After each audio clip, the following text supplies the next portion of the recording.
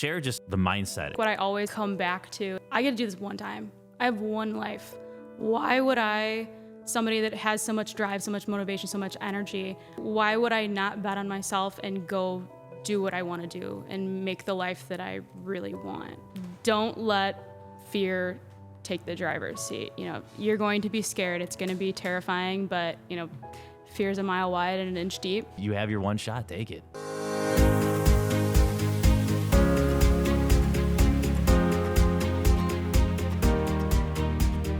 Welcome to another episode of the Straight Up Chicago Investor Podcast. I'm your guest, Morgan Basham, and here with me always your hosts, Tom and Mark. It's awesome. One more time. What did I say? Just too fast. Like, oh my like, God. You don't know who this is, but it's like the Micro Machines guy. Okay.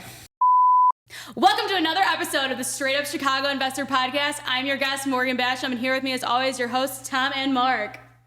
I think I like it. Is that good? I'll take it. We had a lot of fun bloopers there on that one, so that's good. Yeah. Just edit those in. All right, today's guest. She's a licensed realtor. She's an investor. She's a house hacker. She's college educated. She's done a lot in her short time of being an adult, and I'm excited to talk with her today. We talked about an area that we've never talked about. I think we've only gone as far south as really Matson and have we been south of 80?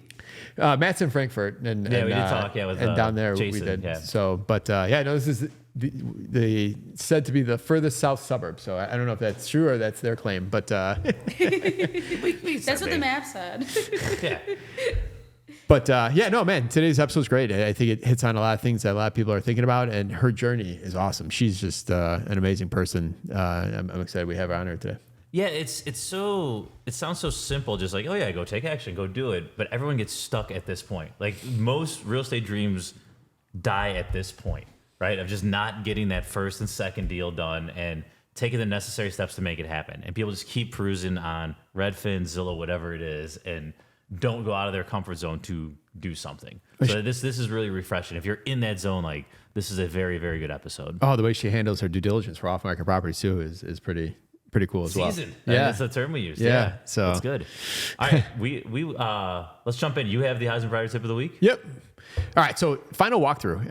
I was talking to someone the other day, and they're just like, yeah, no, I was there a couple of times. I don't need to go through, but take the final walkthrough seriously, because it's not necessarily the time to find new small things that you want to nitpick on, but make sure that the place is vacant if it's supposed to be, or make sure it's occupied if it's supposed to be. I think I've seen both people get screwed on both those things. Make sure you're understanding the way the utilities you got to make sure you're setting up that day. Make sure you understand how that's all set up. Just make sure that everything that was supposed to happen between inspection and closing happened. That's your walkthrough to verify that. And for those of you in the city, make sure that the alley is not full of garbage from the people moving out. I see that often. You'll get fined. You don't want to get the fine, and you don't want to have to pay for when the city of Chicago decides they're not going to pick that up for you. So that's just take the walkthrough seriously. Make sure you get out there and make sure this is a big investment. Don't stop at the last second as far as making sure you're covering your butt. Yeah, that's lazy. I would say one thing, if you're on the seller side now, whether you're the agent or tell your agent, make it crystal clear before that walkthrough. This is not the time to add new things. You are there, the seller. You need to hold the line and say, "Hey, you're going to check everything we did, and that's it. There's no more blue tape. There's no more. That's the purpose of this, so they don't sit there for 3 hours and bring parents with and start nitpicking everything." The buyer's agent plays a huge role in setting that expectation for what the walkthrough is for people that haven't done it before. But if you don't set it with them, that's your job on the sell side, is to make sure everyone's on the same page. What's going to happen and this should be 30 minutes, 50. This is not 2 hours, moseying around the house type of thing. You've already gotten that chance. For sure. So, all right, sorry, had to get that out there. No, it was all good. All right, Morgan. Hello. I'm excited to have you on here. You are our first Instagram guest. So since I started my foray into Instagram here 60 days ago, I'm making connections. So very nice. Don't mess this up. No pressure. It's fine. No, so talking to you on there and we talking in person and then we talked on the phone, man, you have such drive. And I wanted to have you on here because you just have something in you that I know other people have in there, and maybe they don't know how to bring it out, but you're a hustler. I mean, we were talking about before, you're from a small town, you started working at 14, and you found that job because you wanted to be working. Talk to us about the beginning, where you're from. Tell us a little about that. Yeah, so I'm from a super small town, Braidwood, Illinois. So it's actually the last technical suburb of Chicago. So it's a town about 6,000 people.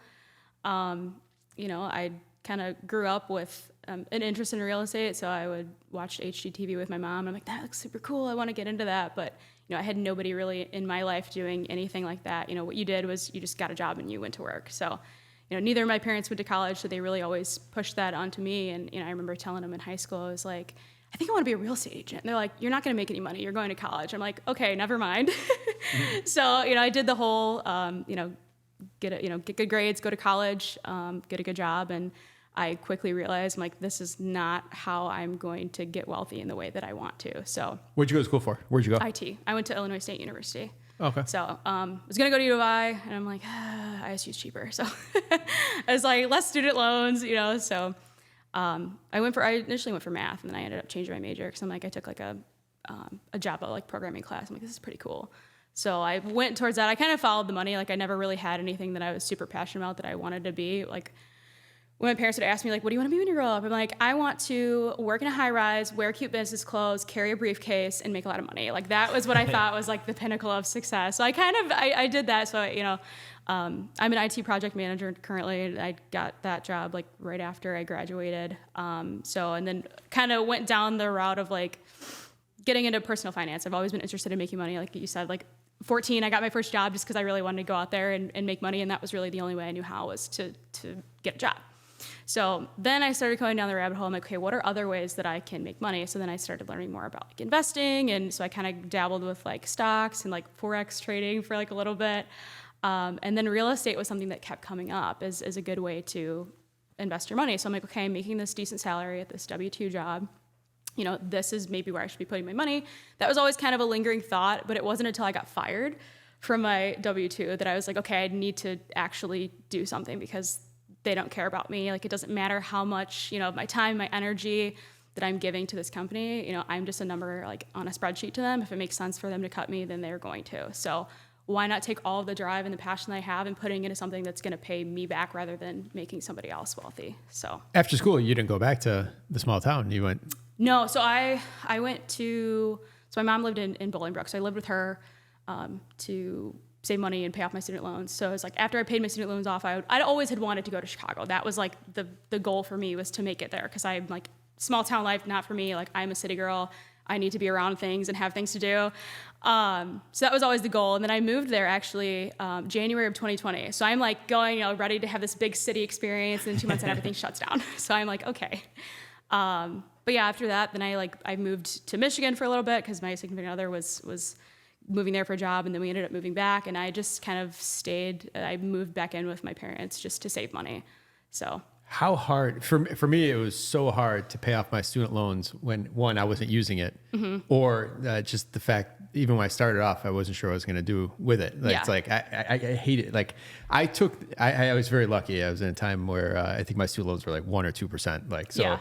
I literally paid bare minimum every single month Yeah. till I was about 30, and then finally my banker said to me, he's like, Mark, how successful can I paint you if you still have 30 grand in loans? He's like, Yeah. it doesn't matter. Like, what are you doing? So I went home that night and paid it off. But it was so painful, like, because I think I just had it in my head, like from my parents, like debt is bad. You don't want to be in debt. You don't want to be in debt. And like, even though I think my rates were like 3%, like nothing like crazy, like I didn't like having that like lingering. So I would keep like maybe like $400 a month for myself to like spend on whatever. The rest of everything went back into paying my student loans off. So I had like $25,000 in loans because I had some like grants and scholarships, and my parents had helped me a little bit as much as they could. But I paid that off in like 6 months. Yeah, that's awesome. So, yeah. So I want to talk about the IT job a little bit. We're going to go a little off course Sure. here. All right, so you were teaching Agile, right? Yeah, to some degree. Yeah, that's some kind of my degree. job is to All promote right, that. so give us just the broad level to our listeners. I think this is very important in real estate, and just this Okay. is a similar background I've had as well. Like Yeah. just the response to change over planning, right? Like just the overall give the 30-second overview, and let's talk about how it relates to real estate. Then. So Agile is essentially a software development framework, and it prioritizes like moving quickly, getting things out to production, and just they call it like the minimum viable product. So like do what you can to just meet the requirements, nothing more, and get it out, and then you kind of work in an iterative way. So rather than lining everything up and saying, okay, we got to do this and then this and then this, and like let all the dominoes fall and do a lot of the planning. You just kind of develop, go to production, develop, go to production. And I think in terms of real estate, something that, I think that I kind of was in the mindset for a while. I was like, I need to have all of these things in place perfectly, and then I can start, rather than just going out there, falling on my face and doing something. And, I wasn't going to get the experience and the knowledge that I needed from just like reading about it in a book and like doing all this planning and preparation. Like I needed to go out there and do something and learn, and then just go back and do it again. Correct. So. Like it's just, it's such a good message for everyone out there. Like that linear, it's not this linear path, and real estate's going to punch you in the mouth. Yep. Right. And then how do you react to that? And just in my own stuff, like with Chris, like every time we go through a project, it's a 9-month project, it's a 12-month project. Like, you don't know what that ARV is going to be. Like, you'd say, oh, we're going to do this, and this is the timeline. Like, it's all going to get blown up. The city's going to blow it up. You're going to have, all these things are going to happen, and then you need to adjust to it, and that's where your profits are made or lost. Right? So it's a great framework. If it highly correlates to real estate. So I feel like, I don't know, I threw you off guard there, but it's something we should definitely talk about. That's a really good point. So, all right, let's dive in. First deal. So what you decided to jump in. What did you do? Like you found bigger pockets? Yep. Yep, I found bigger pockets. I got hooked up with a realtor. This was before I had my license, and I was actually living in Michigan at the time. So I was writing offers and putting deals out, or trying to put a deal together in Michigan. I lived like right outside of Grand Rapids, and nothing was really sticking. And then my boyfriend and I decided like, we just needed to move back to Illinois. So we moved back, and then I'm like, okay, like I want to start, I want to get back to Chicago. That was always the end goal, is to go back to Chicago. That's when I found this podcast and started listening to it.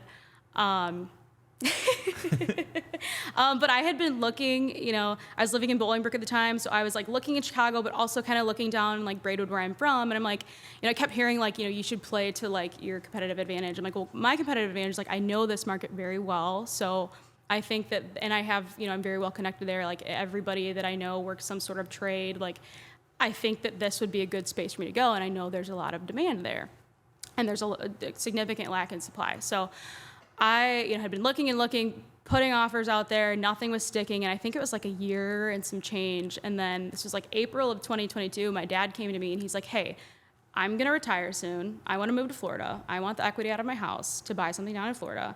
You want a rental property. I'll cut you a deal, I'll give you a little bit of equity, and then I will rent this place back from you until I'm ready to leave, and then you can keep it and rent it out. So I'm like, sounds great to me. So then I went to my lender, who I'd found on Bigger Pockets, and we'd worked together for a while now. He knew, what I was trying to do, and I think my biggest concern was, I don't want to take everything that I've saved, put it into one deal, and then be stuck and have to wait and save to get into the next one. I was trying to scale a little more quickly than that. So, he said, hey, you know what you can do? I know you don't want to be stuck on this, into one deal. So because he's your dad, you can use what's called a gift and equity to cover your down payment and your closing costs. So you can get in the money, get into the deal for no money out of your pocket, and then you can use everything that you've saved to buy something else. I'm like, that sounds great. So I went back to my dad, and we were able to figure it out, and then I bought the house. So I think that really highlights, like getting people around you. Like I was new, I'd never bought anything before, but like I'd found this lender off of Bigger Pockets, and like I told him, hey, this is what I'm trying to do, and like obviously he's a lot more knowledgeable than me. So I think it's really like a testament to get people in your corner and get around people that understand real estate investing and understand where you're trying to go, and they can use their knowledge to help you take your steps. So. I think mortgage brokers, I think a lot of people in the real estate industry look at things so transactionally. And a lot of what we talk about in here is the rapport and the relationships and building your team and for the long run. And it sounds like you found someone, at least for that point in time, that was on your team versus just trying to get a deal done. Yep. Cool. You have to go find the next deal, right? At some point, and everyone runs into this, right? You get the next deal. My money's in there. What do I do next? So talk us through that process. So my next deal, so I'd gotten it, like I kept saving, I kept trying to find another property. Still down there though, right? Still, yes. Well, talk to us about that community, I guess. You told us there's 6,000 people. Like, I think about how many houses can really go on the market, like on a monthly or annual basis. Like, not a ton. But anyone that was out there, I would run the numbers. I would try to make it work. So, Braidwood, yes, it's a very small town, and I feel like a lot of times small towns get overlooked because a lot of times in these smaller communities, they're relying off of one industry for jobs, and that's not the case for Braidwood. So like I said previously, a lot of people down there, they work a union trade job, but we have a nuclear plant. So Braidwood Station's like the second largest nuclear plant in the state, fun fact. there's another nuclear plant right over kind of Minooka, Coal City. There's warehouses. Every time I drive down there, there's a new warehouse going up right off the 55 that stretch between Minooka and Braidwood. There's oil refineries, same thing. You know, my dad worked at an oil plant like his whole life, and similar to a lot of people down there. So I think there's a lot of variety in the work down there for people. And, you know, just being from there, you know, people generally, they don't tend to leave. So, you know, they kind of stay in one place, stay in one house. So my thought process was like, okay, I have a better chance of getting, you know, a long-term tenant and less turnover. Also, the school districts, a lot of people move down there for the school. Reed Custer's the top 5, within the top 5 of public schools in Will County. So that's where I graduated from. But yeah, so, and, you know, just talking to people down there, like, I know that there's not a lot of rentals. There's hardly anything that's decent gets snatched up so fast, and that's one of the biggest complaints that I hear from people in the area. There's no supply. So talk about the housing stock down there. Like, Yeah. is it all single family? Is there any apartments? Is there townhouses? Is it all 50, 60 years old? Like, yeah, so there's a couple, you know, there will be, you know, a couple like 2 to 4 units come up every once in a while, and there's really not a ton. It's mostly single family. There's one like apartment complex, and that's really the only thing that's ever around and available for rent. And most people don't want to live, you know, in an apartment their whole life. They want, you know, a duplex or, you know, half a duplex or a single family. So a lot of them are older. There has been some new development. So like my property, for example, is like in the newer part of town on the west side. And a lot was built in like the 2000s, but, you know, obviously after 2008, things kind of slowed all around down there. So that's huge. You know, I think I told you this the other day on the Kendall Properties list of off market. Yeah. There's this property in Braidwood, and I'm like, and it was like, I think it was like 200,000. I saw that one, and I was like, I don't have the money for I think it was like that one right now. 200,000. I'm just like, where the hell is this? And why would I pay 200,000 wherever the hell this is at? Like, and I kick myself. I literally, when you were here for the Grit series this past Saturday, I emailed and said, hey, is that still available? Yeah. I was going to send it to you, but if you didn't, I was going to actually seriously take a look at it. Yeah, so. no, I remember, because I'm on that list too. I have a friend whose cousin works there, so I ended up getting connected with them. But I saw that too, and I was like, oh, because I was in my other deal, and I just didn't have the time or the funds for it. But I was like, that looks decent. So that's great. That's a community. Like you were saying, it's got multiple industries. You know, pretty good stability. And you said it, and I think this is a bigger deal than you kind of led to. But man, the amount of industrial development that goes on down that corridor, even from heading south from even I-80, like it's huge down there, and it's still going up, and businesses are still going there. Like, Yeah. So I think there's so much opportunity for people to be able to remain. It's becoming its own economy. I mean, maybe one day we'll get that third airport down there too. All right, so then the next deal. Yeah. Now you come up to Chicago. Yes. Right? Like you got stuff in Braidwood. You find one in Chicago. Walk us through that. Yeah. So I had found it on auction.com, and I was kind of getting to a point where I had enough cash saved where I could buy something all cash. So because I had my license, I was able to pull up the listing for that property that was coming up for auction that had sold 5 years ago. And so with auctions, you know, majority of the time you're not allowed to walk it before you buy it. So I was able to get a look at, you know, the listing photos, and obviously like that doesn't tell you the condition that it's in now, but I at least had some sort of idea of like, hey, this is the layout, this is what it looks like, this is what I might need to do with it. And then, you know, I also could see what it sold for. So, and also the finance code. So, you know, that told me like, hey, this was the down payment they used, 3.5%. So from there, I was able to work backwards and, you know, pull up an amortization schedule and say, hey, you know, how much is left on this loan, which told me what the reserve price was that the bank was looking to get. So typically, I guess for people that's never bought anything at auction before. And you gave up on math in college. I did. Like, wow, like this is. I don't know. Calc 3 was too much for me. But so with auctions, our auction properties, so usually when the bank takes it back, they have a reserve price that they're willing to take for the property, right? So it's usually what is owed on the property. So it's like, okay, it's like, I don't have exactly that much, but I'm like, let me, you know, I think I just finished reading Rich Dad Poor Dad, and like Robert Kiyosaki's like, as soon as you say no, I can't do something, your brain shuts off and stops thinking. So I'm like, okay, instead of that, like, how can it? Let me ask the question: how can I find all the money to buy this property? Because from looking at it, looking at comps, I'm like, this could be a really good opportunity. And I get to move back to Chicago and live next to Aragon Ballroom. Yeah. So, I learned that I could take a primary residence loan for my 401k. And I'm like, okay, if I do that, I'm young enough now where, if this is a terrible idea and I lose my shirt, I will have time to recover. And the interest that I'm paying on that loan is just going back to myself, back into my 401k. So I was, comfortable, taking it from there. And then for a previous deal that I was looking at, I had talked with somebody, I think from like Old National Bank, and she, we were just chatting, and she's, hey, Morgan, by the way, just so you know, like this is a product that, some of our other investment clients use, and it's an unsecured loan. So a lot of times they use it for rehabs or, whatever they want, but, you we don't ask for plans or what you're planning to do with it, so you can kind of use it for whatever.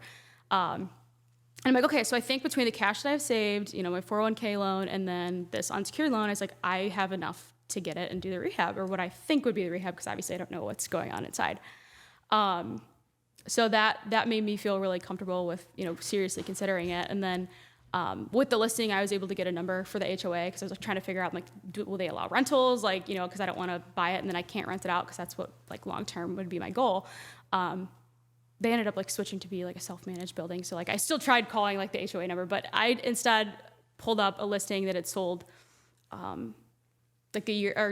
couple months before that, and in the broker notes it said building allows rentals. So I'm like, okay, that's good. And it was an FHA approved building too, so with it being an older Chicago building, that made me feel comfortable that it was in good condition. Yeah. And then also having my license, I have access to an app called Forewarn. So it's essentially a background check app, so I can pull it up anybody's name or phone number, and then it'll tell me who they are and their address, history. So I went on the Cook County property website and just searched, who owned the property, who was getting foreclosed on, and put their name in, and their last known address was in Milwaukee. So I'm like, okay, I'm pretty confident that nobody's living here. But on auction.com, they were advertising it as occupied. So I went and drove by it, and then you can see the front door from the sidewalk, and just with the cobwebs and the debris, I'm like, that door has not been opened in months. There's no way, unless they're religiously using the back doors. I don't think anybody is living here. So I think all of those kind of factors combined, and then, obviously it's a lot of risk. For my second deal, going and putting all cash on a property I've never, this seen. Is awesome. The whole due diligence here is seasoned. Thank you. Yeah, I'm very, I'm somebody that's very frugal, and I'm very serious about my finances. So to me, this was a huge deal. So I'm I want to make sure that I am absolutely as sure as I can be that this is going to be a good idea and a good investment for me. Yeah. Did you put your hand on the doorknob to see if it's open, because you'll go in if it's unlocked? I honestly probably would have, because there's an iron gate, and then there's a couple steps down, then the front door, and the gate was locked. I was shit. Otherwise, I probably would have done that. I'm usually checking the windows, see if they're unlocked. Well, the windows, it was kind of because it was a garden unit, so it was on the street. They had the film over it, so I couldn't see inside, because I was trying. The Jeff Weinberg trick that I've learned is if you want to know whether it's a tenant or a foreclosure like that, put the little piece of paper in the slit of the door, come back and check. Yep, that's what you do. Oh, that's a good idea. Yeah. It's a good one. But yeah, and then so I think the other thing that made me really comfortable with moving forward with this was if I get in there and it's completely destroyed, I need to spend all of the equity that I was maybe potentially gaining and put it back into the property. It would be a wash. Yeah, I would tread water and call it a day. So I'm what, I think that I will be okay. High risk, high reward. Let's give it a go. And so was the auction one of those auctions? Talk to us walking into the auction. Now. You walked into one before. No, so it was online. It was So online. These are so exciting. I don't care if you're was it one of the ones that counted down and you have to hit it? And if you went under, if somebody bid, it starts the clock for another 2 minutes. Talk to us about that, because I know that's so exciting, scary. It was very I'm oh my god, I was this is why people gamble. I feel very exhilarating. They know what they're doing. Yeah. I was this is you're just a and rush. Then you're is this a bot on the other end? I know. Yeah. You start screaming fraud. Yeah. I think there was one other person on the other end, and they were kind of running me up, and then I was oh, I don't know. I'm sitting there, and then I'm okay, I'm just gonna do it. I'm calling I told 3 people about it, my mom, my boyfriend, and one of my other good friends who's in real estate. And I was looking to them, this is a good idea. Should I do it? They're Morgan, what do you just do it. You've done your research. You are good. Just pull the trigger. So I'm okay. I went up to what the reserve price I was estimating. was. And I would just refresh it for like, I think it was like another like 2-3 hours. And I'm like, it's not going up. It's not going up. I was like, I think I'm going to get it. And I'm so corny. Like I like screen recorded like the countdown of like Amy like winning it. Hell yeah. Put that in the show notes. Yeah. And it's like, it like does like little like confetti thing. It's like, congratulations, like you won the bid. I was like, oh my God. And then I started like freaking out because like the panic set in. I was like, oh my God, I actually got it. Now I got to like line up all like the dominoes to get all the money and like, you know. And how does that work? Is it within 24 hours? Like it's. So typically they are, but because I think this one was bank owned, like if you go to like a sheriff's sale, like they usually, because I just went to one recently, they require you to, I think you to bring like 10 or like 20% down, like, and then the next day you have to bring the rest of it. But this one I had the whole month. It turns out to be pretty traditional at that point. Got it. But Yeah. the one thing, I don't know if it says anymore, but on Hubzu, another auction platform, and auction.com, if you read the fine print, it says they're allowed to have people bid you up, bots or whatever. Like that's literally really? in their disclaimers. Yeah. This is crazy. That's wild. Man, I haven't been on auction.com in a long time. Like I gotta go back on. So My biggest auction.com store, that 69 in Galewood. There's the other 6. There's 3 of them. The guy foreclosed on 18 units there. And I remember like, and at the time that was a huge thing. And I ended up losing it. But like, I remember that like 3-hour period, just like, I was like a day trader, like drenched in sweat. Like, it's all cash. Like it's like everything you have. Yeah. And like, I've- luckily didn't get it. I Like, said there, so I know it used to be with auction.com. If someone bids within the last 2 minutes, it resets for another 2 minutes.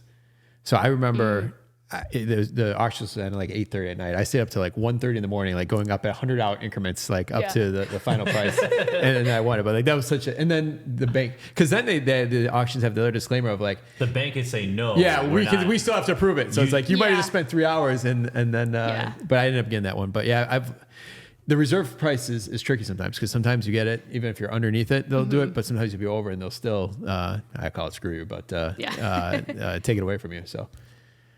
Yeah, so that's just an awesome story. One, congrats on the due diligence, right? Thank like you. cover your butt on everything, and then Yeah. just at most, what percent of people would do that in their second deal? Go to auction. Oh, like man. that is like that's intense.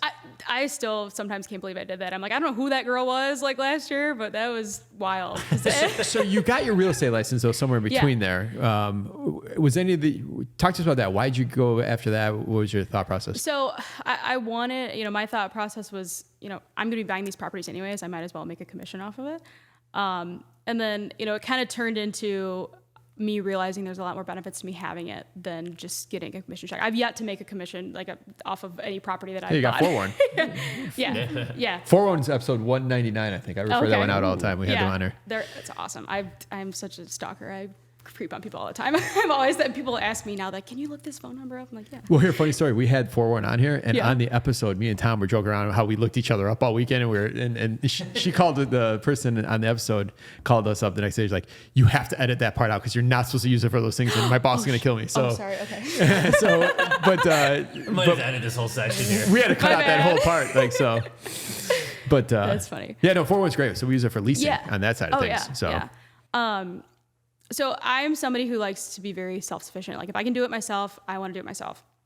So, it was nice learning that like if I want to go see a property, I can go. I don't have to be on somebody else's schedule. If I want to run comps, if I want to look at rental listings, if I want to search anything on the MLS, I don't have to ask somebody else to do it. I can just do it on my own time. So that is what I really liked about it. And then also, I started helping, family or friends and getting referrals. And, it was another way for me to generate income and use it towards my future investments. So. Now at this point, are you done with the W-2? I know you. No. So you're still I at the wish. W-2. Yes. So, Okay. I think eventually I will leave. But I think that right now, part of my plan is just to kind of Stock away cash. yes, just stock. fully leverage it while I have it. So you're on record here, though. What has to be true to quit the W-2? That There you go. what has to happen or seat. be true? So You've thought about this. I know you have. Yes. So I think that I need to have as many properties as it takes to have enough rental income coming in where I feel comfortable to walk away and go do something else. What's that number? I don't have that. Oh, you got to I figure out knew that you were number. So gonna you say- I have to know, get that. By the time I this airs out, people will leave comments of what's that number. So come on, you got. You of all people, you should have. I think you have that written on your window. You would think, but I think that I'm. It's a tough number. I'm It's a floating figuring number out. because there's a survival number, right? Right. And then there's like a good life number. Then there's Right. like money, and then money to buy more investments or toys or whatever it is. Like that's, Yeah. And then there's mornings you wake up and thinking, I could never leave my job, like because Yeah. this went wrong or something like that, and you Yeah. weren't expecting it. Yeah. But I mean, you've thought about it. A lot of our listeners are probably in the same situation. Share just some of those, like the mindset and just some of the, you wake up and like, I don't know if fear is the right word, but like just going through that. Self-talk. Yeah. The self-talk, It happens. We all go through it. Yeah, it's very challenging, but I think what I always kind of come back to and recenter myself on is like, I get to do this one time. I have one life. Why would somebody that has so much drive, so much motivation, so much energy, why would I, one, give it to a company that doesn't care about me? And two, why would I not bet on myself and go do what I want to do and make the life that I really want?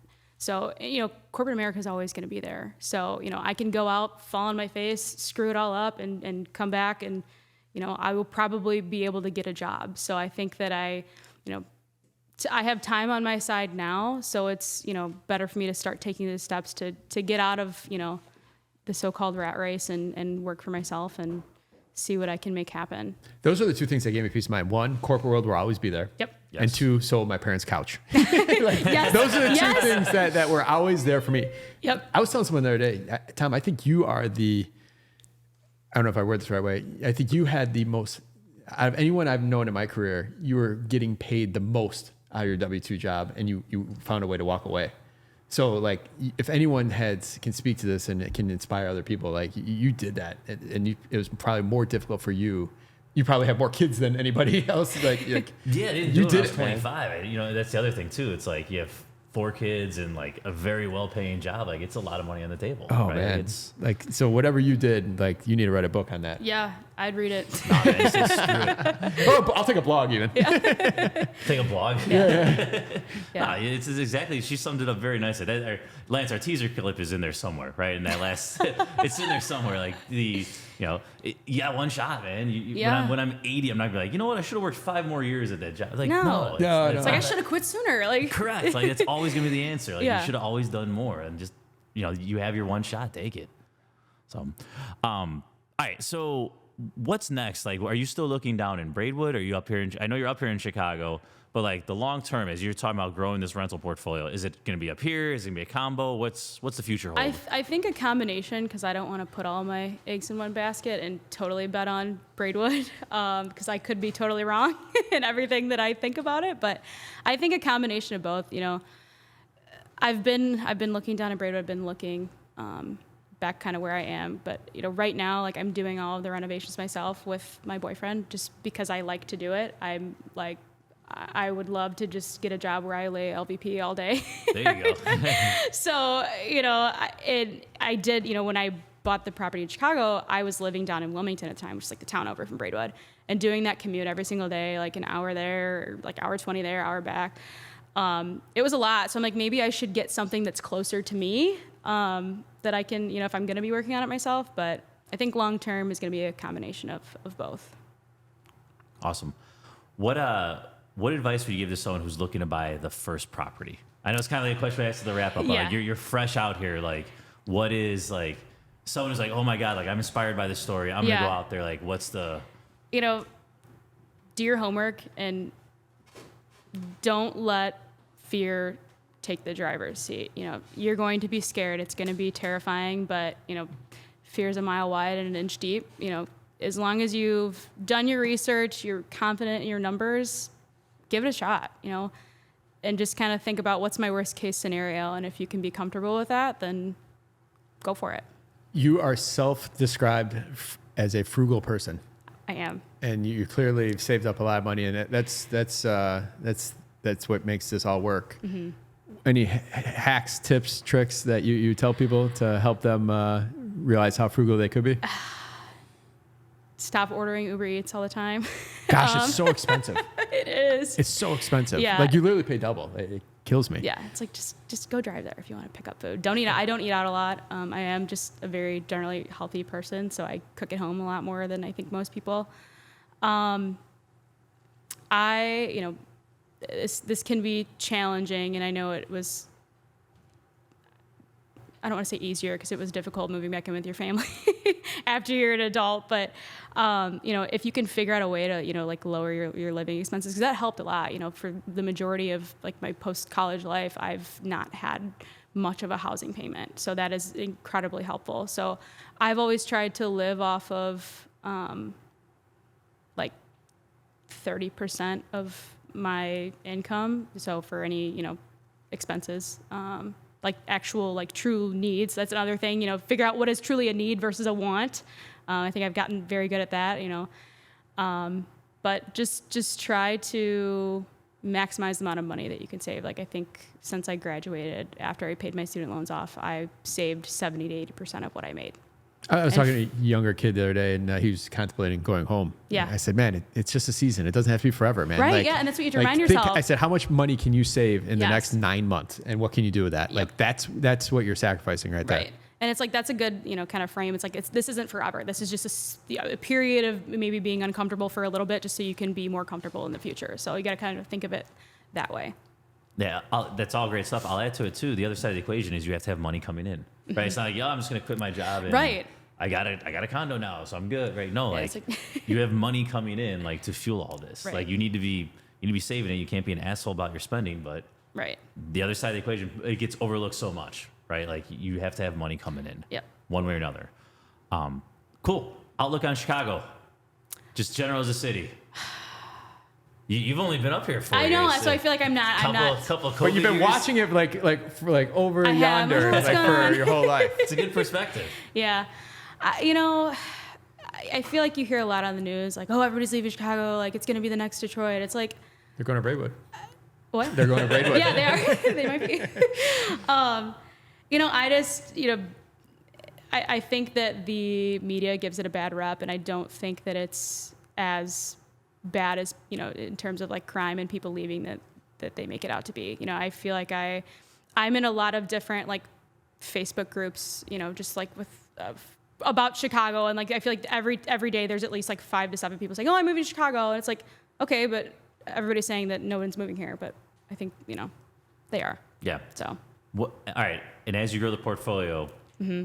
acquisitions, right? You just said you went to a sheriff's sale. Like, I'd love to hear about I that. did. Like, we have the wholesalers list. Like, talk Yeah. to us. How do you plan to grow this thing? Yeah, so I think off market is the way to go. I think I've learned that being able to do your due diligence can pay off. So I think I had a really successful first burr at buying a property at auction too. So I think that's probably going to be the way that I'm going to go for a while, because right now I feel like that's, from my perspective, my limited perspective, one of the only good ways to get a deal is going off market. So Let me frame something else. A lot of people talk about sweat equity as far as like the work you do after you close.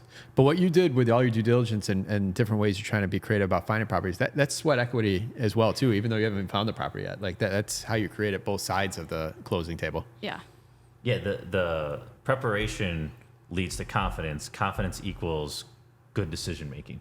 Yep. Right. Like, and so if you don't do the first step, it doesn't work. Yeah. So, good stuff. We ready to wrap? I think so. All right, let's do it. All right. You have done such amazing things at such a young age. Thank you. What's your competitive advantage? How have you been able to do this while so many other people wish they could? I think that I have cultivated the skill of delayed gratification. So, quick backstory here. When I was about 15, 16 years old, I went on this like fitness journey. So I grew up super unhealthy, wouldn't eat vegetables, a little overweight, and I was just kind of tired of living that way. So, I learned that, early on in my fitness journey, it's like these things take time. It's not going to happen overnight. I'm not going to eat a salad and wake up 10 pounds lighter the next day. So, and then I, from that, the weight loss, I kind of turned to like bodybuilding to some degree. And that's another thing, that's something that takes, a long time. You're not going to do a bicep curl and wake up, the next day incredibly strong. Like, so it's like I think I've learned like through fitness that, you have to put the work in, you have to put the reps in, and, eventually it will pay off. And the same thing with like saving, you have to kind of make some sacrifices, but eventually that, things will pay off. So Discipline. Discipline, That's what yeah. that summarizes all as. yeah. All right, I kind of already asked this, but you're going to have to rephrase it a little bit. Sure. Give us the one piece of advice for someone who's yet to buy their first property here in Chicago. I already said don't be scared. Be scared less. I think surround yourself with, I feel like people say this a lot, but I'll say it again. Surround yourself with people that know more than you. So, like my example, had I not had that lender, if I had just worked with any Joe Blow off the street, like they may not have really cared. They'd be like, yeah, okay, give me 25% down. And then that would have been that. And I would have been stuck kind of in that deal and wouldn't have been able to get the next property. So. Awesome. So, What do you do for fun? Other than the gym, very outdoorsy person, hiking, camping, skiing, paddleboarding, anything active, I'm doing it. I sometimes feel like I live in the wrong state for doing that kind of stuff, but yeah. all right, give us a good book, podcast, or self-development activity that you'd recommend to our listeners. A good book. So it might be a little spiritual, hippy-dippy for some people, so if it resonates, great. If not, that's okay too. The Four Agreements by Don Miguel Ruiz. I'm probably butchering his name right now, so sorry. But essentially, it's like an ancient, like, Toltec wisdom, and there's these 4 agreements that you should live by to have a happier, more successful life. And I guess, spoiler alert, one is always do your best, be impeccable with your word. I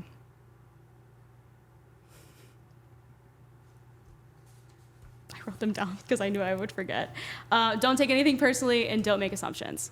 So those are 4 good things to live by. Yeah, no, I'm going to check that out. It's a good one. Yeah. I think it was recommended a lot in like therapy. I get a lot. Anytime we hear one I haven't had, I get so excited. Yeah, it's, for sure. It's short too, so it's quick. You probably go home and read it tonight. So. All right, awesome. Besides yourself, name one person in your network you'd highly recommend to other Chicago real estate investors. Zach Karp with Success Mortgage Partners. Oh, so that's who you're, Zach. Yes. Very good. We'll link to him in the I don't know show why. For some reason, I felt like you were going to say him. Like, Really? wait, yeah. He's awesome. He's Yeah. been around for a while too. So. Yeah. All right, Morgan, thank you so much. You have provided a ton of value to our listeners. This is a great story. How can they learn more about you? Is there any way they can provide value to you? Yes, so you can find me on Instagram, _real estate Morgan. If you're looking to maybe invest down in Braidwood, Wilmington, Coal City area, give me a shout. Love to help. If you know of any off-market properties down in the area, give me a call too. Awesome. All right, Chicago Fact. Who are we playing for? All right, today's sponsor, Kaiser Group, and we're playing for Chrissy Crackaloon. And Chrissy bought a pair of jogging pants on straightupchicagoinvestor.com merch store. So, Chrissy, if myself or Morgan get this question right, you get a $50 gift card brought to you by Kaiser Group. All right, you got a 50-50 shot. There's 4 chances. All right, Braidwood's in Will County. We were talking about Will County a little bit. Roughly how many people live in Will County? And your options are 350,000, 500,000, 700,000, or 900,000. 350, 500, 700, or 900. How many people live in Will County? I'll go with 900. You're just going to start adding up all the... Yeah. I'm going to go with 7. Will County resident over here saved you. All right. 700. Well, I knew it had Joliet's in Will County, so I knew I figured they have to have at least 300,000 by itself. So that's kind of, I knew it was gonna be 7 or 9. Is Joliet all in Will County? I feel like that's split. That might be a little cook. I don't know. No, nothing. DuPage is over 900. Okay. DuPage County's over 900. Will County over 700. This is all according to Wikipedia. Will County is larger though by square miles or whatever. So, all right. Look at that. You get jogging pants and $50. Chrissy brought to you by Kaiser Group, today's sponsor. So congrats, Chrissy. We'll put your name actually back in the hat to pull for potential future. So thanks for going on straightupchicagoinvestor.com merch store. All right, Morgan, thanks for coming out. Tom, thank you. Listeners, go to Build Your Team. We talked a lot about having the right people on your team here today. So on there, we got commercial lenders, house hacking lenders, inspectors, attorneys, insurance. And if you're in the south suburbs, not necessarily Will County, but south suburbs, Cook County, you need to make sure you're contesting your taxes, and that's on there as well too. So check out straightupchicagoinvestor.com. Build Your Teams right there on the homepage. You'll go right to it and check out everyone that we got on there. So Morgan, thank you. Tom, thank you. Listeners, we'll see you next week. Thanks. All.